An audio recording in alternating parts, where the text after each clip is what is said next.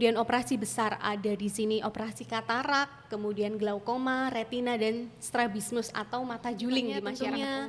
Selama masa pemulihan setelah operasi, pasien harus menjaga aktivitasnya, kemudian nggak boleh kena debu.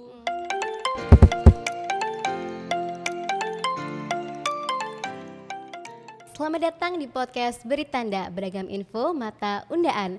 Bersama saya Salma, host Beritanda yang akan menyajikan beragam informasi kesehatan dan gaya hidup sehat. Bagi kanca sehat yang ingin mendengarkan audio file Beritanda bisa didengarkan melalui Spotify. Dan untuk kanca sehat yang ingin melihat tayangan Beritanda bisa langsung aja ke YouTube channel Rumah Sakit Mata Undaan. Di banyak rumah sakit, instalasi kamar bedah merupakan layanan yang paling vital, tak terkecuali di Rumah Sakit Mata Undaan, Surabaya. Setiap harinya instalasi kamar bedah di Rumah Sakit Mata Undaan melayani rata-rata 50 pasien. Nah, ngomongin tentang kamar bedah nih, biasanya yang sering menjadi pertanyaan pasien adalah apa aja sih persiapan menjelang operasi? Ada juga nih pasien yang dagdikdukser ketika menjelang tindakan operasi. Podcast Beritanda kali ini mengundang narasumber spesial dari teman kita yang sehari-hari menjadi perawat di instalasi kamar bedah Rumah Sakit Mata Undaan. Untuk itu, hadir bersama saya saat ini Mbak Maya Puspa Eskep Nurse, perawat instalasi kamar bedah Rumah Sakit Mata Undaan. Selamat datang Mbak Maya. Terima kasih Apa Mbak Salma. kabarnya hari ini? Baik? Baik, Mbak Salma apa Alhamdulillah, kabar? baik juga. Terima kasih sudah menyempatkan waktunya untuk hadir di podcast sama-sama. Beritanda kali ini. Nah Mbak Maya, kita langsung aja nih ke pertanyaan-pertanyaan ya. Ada pertanyaan pertama nih mengenai alur. Memangnya gimana sih nurse alur penerimaan pasien di Rumah Sakit Mata Undaan ini untuk operasinya? Tentu saja alur yang pertama dari pasien itu sudah dijadwalkan untuk persiapan kamar operasi, untuk direncanakan operasi maksud saya. Biasanya pasien akan masuk ke kamar rawat inap.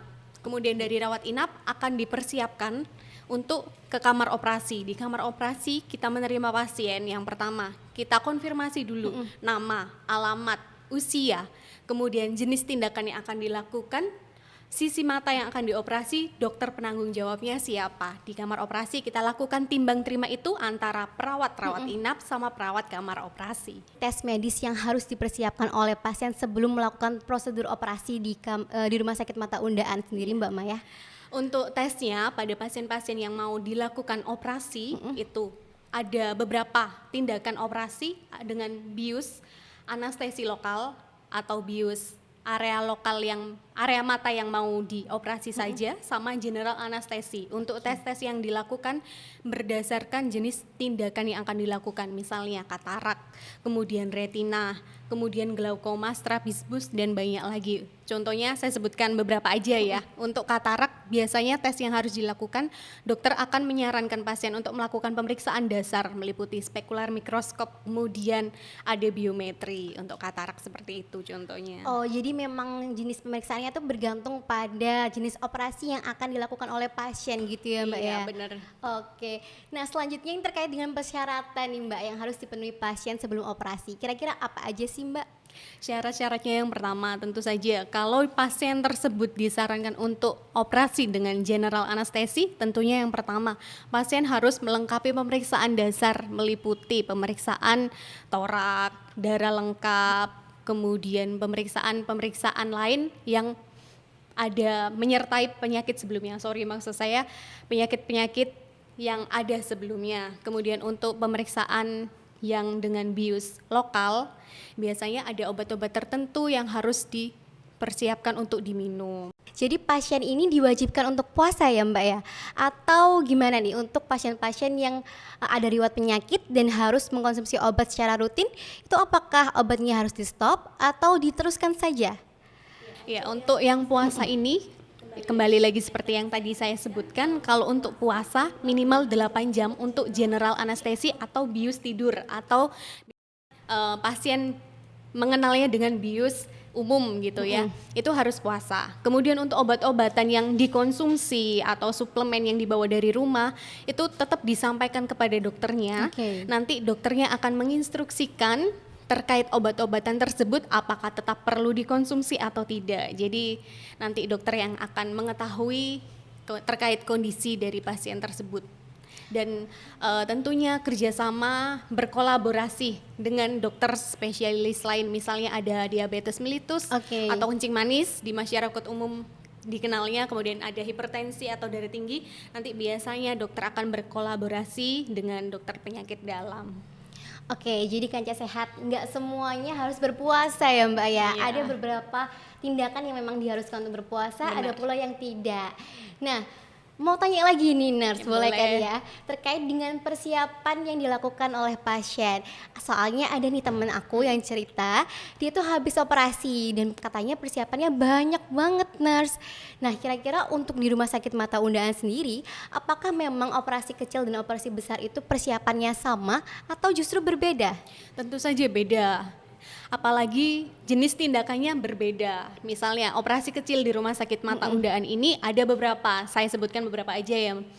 Contohnya insisi hordeolum atau pada masyarakat umum dikenal dengan bintitan. Terus pengambilan gram. Kemudian angkat jahitan, itu contoh beberapa di sini untuk operasi kecil. Kemudian operasi besar ada di sini operasi katarak, kemudian glaukoma, retina dan strabismus atau mata juling di masyarakat umum dikenalnya. Jadi berbeda-beda antara persiapan di tindakan operasi kecil dan operasi besar seperti itu. Oke, karena tentunya membutuhkan effort yang lebih besar ya kalau misal operasinya besar juga.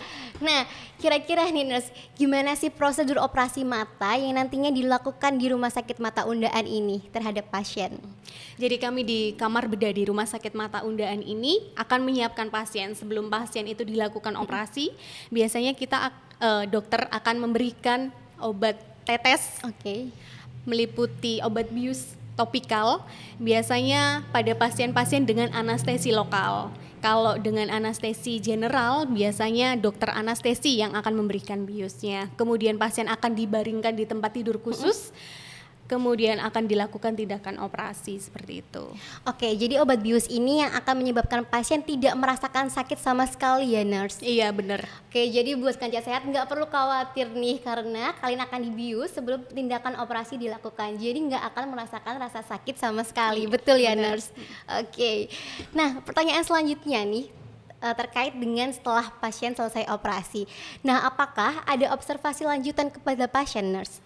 Dan biasanya berapa lama sih waktu yang dibutuhkan untuk observasi lanjutan ini?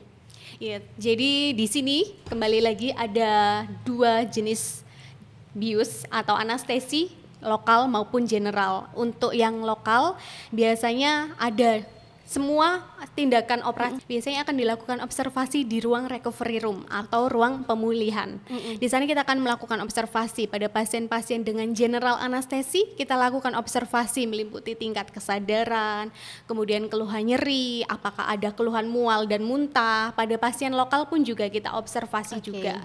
Seperti itu. Untuk berapa lamanya, kalau di sini biasanya pada general anestesi kurang lebih 1 jam, kalau untuk lokal kurang lebih 30 menit. Sekarang terkait dengan kewajiban yang harus pasien lakukan nih setelah tindakan operasi, kira-kira apa sih nurse? Ya, kewajibannya tentunya selama masa pemulihan setelah operasi pasien harus menjaga aktivitasnya, kemudian nggak boleh kena debu, mengangkat terlalu berat, membungkuk terlalu membungkuk lah istilahnya ya. Kemudian dilarang menggosok mata terlalu keras atau terkena pukulan seperti itu. Kemudian juga mematuhi instruksi dari dokter terkait terapi yang harus diberikan. Seperti itu. Baik, nah kalau misalnya nih nurse, pasien sudah melakukan tindakan-tindakan tersebut, perilaku-perilaku tersebut, kira-kira butuh waktu berapa lama agar pasien tuh bisa recovery dan sembuh sepenuhnya gitu? Kalau dari masa pemulihan itu berbeda ya, dari bervariasi, jadi bergantung dari jenis tindakan yang dilakukan dari setiap pasien seperti itu. Jadi intinya yang paling penting adalah mematuhi instruksi dari dokter, kemudian rutin untuk menetesi obat, kemudian ada jadwal kontrol, tetap dilakukan kontrol gitu ya. Oke, berarti yang paling penting Kanca Sehat adalah tetap terus mematuhi perintah dokter dan ataupun pesan-pesan yang disampaikan oleh perawat gitu ya. Oke, nah ini ada pertanyaan terakhir nih nurse. Apakah ada saran nih dari nurse bagi pasien yang akan melakukan tindakan operasi di Rumah Sakit Mata Undaan? Iya, tentunya yang pertama dan yang paling utama adalah berdoa ya. Iya, Kita betul. dari rumah udah berangkat, kita harus persiapan doa dulu sebelum operasi. Kemudian persiapan dari berkas-berkasnya. Oke. Berkas-berkasnya yang harus dibawa dari rumah, apalagi yang rumahnya jauh biar nggak bolak-balik antara rumah dan rumah sakit. Betul. Kemudian dari segi mental, tetap tenang dan percaya sama kami. Jadi petugas di Rumah Sakit Mata Undaan siap membantu Anda semua. Jadi nggak usah ragu untuk menjadikan Rumah Sakit Mata Undaan sebagai rumah sakit mata pilihan Anda. Betul sekali. Jadi jangan lupa berdoa, siapkan berkas-berkas juga dan tetap percayakan kepada staf dan petugas serta dokter yang ada di Rumah Sakit Mata Undaan. Oke, nah itu tadi topik yang kita bahas bersama dengan Nurse Maya, staf perawat instalasi kamar bedah di Rumah Sakit Mata Undaan Surabaya. Mengenai apa aja sih persiapan yang disiapkan sebelum tindakan operasi. Untuk perawatan mandiri pasca operasi bisa dilihat di episode sebelumnya ya. Nah, terima kasih banyak Nurse Maya telah hadir hari ini bersama kami, berbagi informasi dengan kancah sehat yang ada di rumah. Tetap dukung kami dengan tetap mengikuti segala informasi yang terupdate dan menarik dari Rumah Sakit Mata Undaan.